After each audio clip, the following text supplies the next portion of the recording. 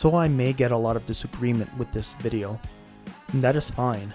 But I encourage you to listen to this entire video as to why I think the Honda CRF450L is superior to the KTM 500.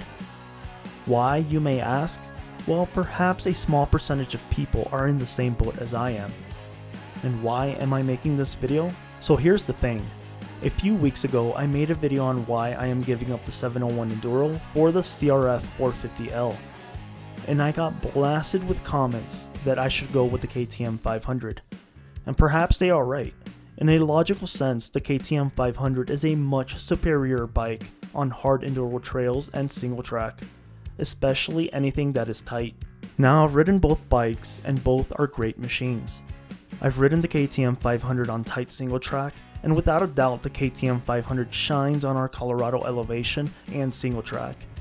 And if I had just one bike to choose from, I would go with the KTM 500. But that is not the purpose of this video. This video is meant to target the small percentage of people who are in the same boat as I am.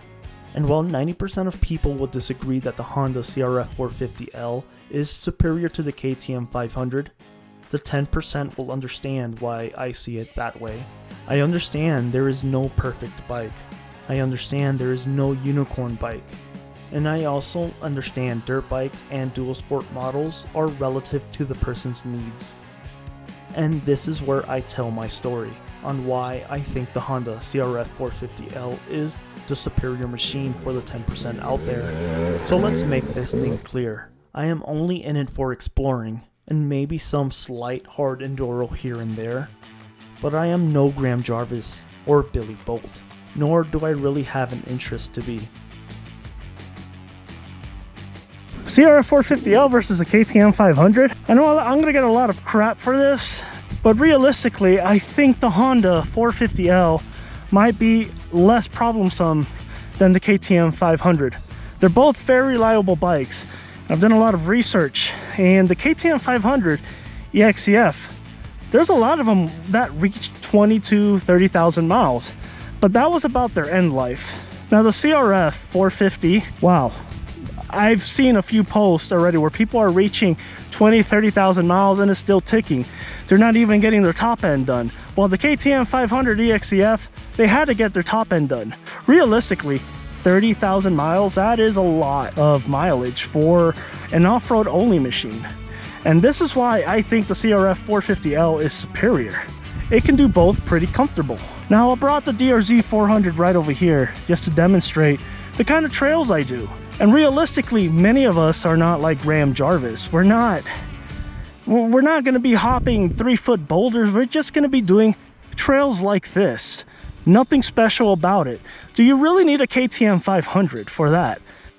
I kind of wanted to talk about the CRF 450L and the KTM 500. Obviously I've ridden more, both of them, but I've ridden the KTM 500 more.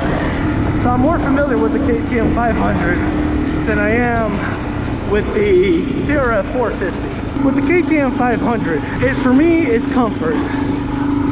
When I rode the CRF 450L, I found the CRF 450L to be way more comfortable, especially on the road. Now, I brought my DRZ 400 because I think they're both about the same weight. You know, the DRZ 400 feels great, but of course the CRF 450L feels a lot smoother, it's more modern. But I'm just exploring roads like this, really. I'm not doing anything special.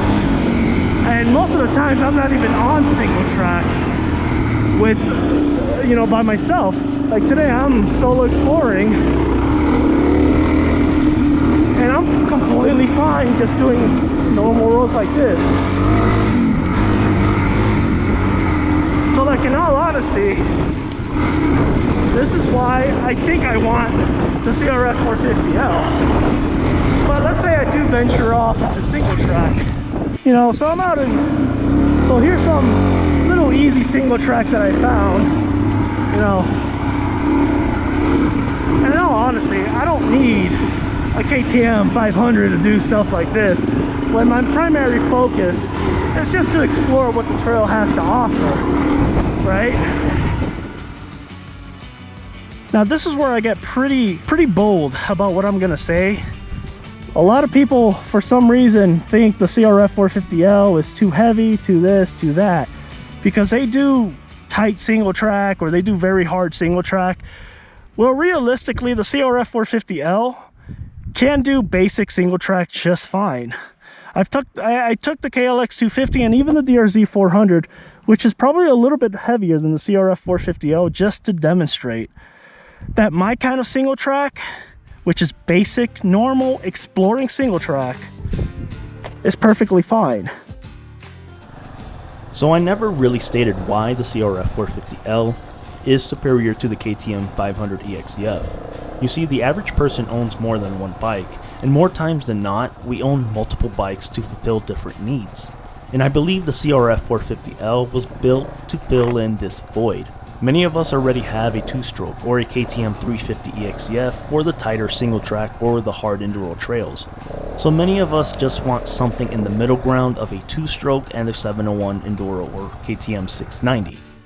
It is the same exact concept where the KTM 690 or 701 is the middle ground between an adventure bike and a dual sport. So why not go with a performance dual sport that can bring reliability, a more fitting ergonomic tool, and something you can adventure with that will be much more comfortable on the road when you don't feel like doing the tight stuff, but the reserves are still there if you need it. While the KTM 500 just screams power, racing, and hard enduro with minimal emphasis and comfort when it comes to highway runs or even basic forest roads. So for the CRF450L, I'm just going to be doing trails like this, you know? And that's why I say the CRF450L is a lot more superior than the KTM 500. Now, I know people are going to give me a lot of crap for this, but I'm honestly going to say, dude, the CRF, the Honda, is probably going to be more reliable in the long run versus the KTM. So here's my hand of cars that I was dealt with. I already have a 2-stroke. So I already have a 2-stroke for going out and doing single track with my friends, because I don't do single track out. Most of the times I don't do single track by myself out here in Colorado, because a lot of them can get pretty hairy and pretty gnarly. So I just stick to these 50-inch roads and I go out and explore. You know, the CRF450L is going to be super modern. It's a lot lighter than 701 Enduro. And since I already have a 2-stroke and I'm looking for more comfort, that's why I'm saying, dude, the KTM 500, I don't really need it. It's like, for what? Why do I need the KTM 500? I'm more interested in exploring, more interested in... Now when I say reliability, I'm not saying the KTM 500 EXCF is unreliable, when in fact it is. Like I said previously, people reported 30,000 miles on the KTM, which is a huge amount of miles. But based on research, many CRF450Ls are being used to adventure tour and have reported 20 to 30,000 miles already, with more miles to go perhaps. While the KTM 500, 20 to 30,000 miles is a little bit more rare. Probably because most of the people use the KTM 500 to strictly off-road. But also the CRF450L, it has an advantage when you add more asphalt to the mix, which in this case, this is what many CRF450L owners are looking for. Comfort on the streets, yet reserved for the gnar, and a slight edge in reliability and worrisome ownership. Although the manual does say 20,000 miles, a rebuild is recommended, it still seems people are pushing past its limits. There are even pictures of people posting on ADV Rider and I believe even on Reddit. At 20,000 miles, they take out the top end, the crank, and all that stuff, and they are still saying everything looks to be in good condition. Anyhow, let me know what you guys think. Let me know what bikes you guys prefer and why, and if you also agree that the CRF450L is the better bike for exploring versus the KTM 500 EXCF. Anyhow, be sure to subscribe, hit that bell button, and I'll catch you guys on my next video.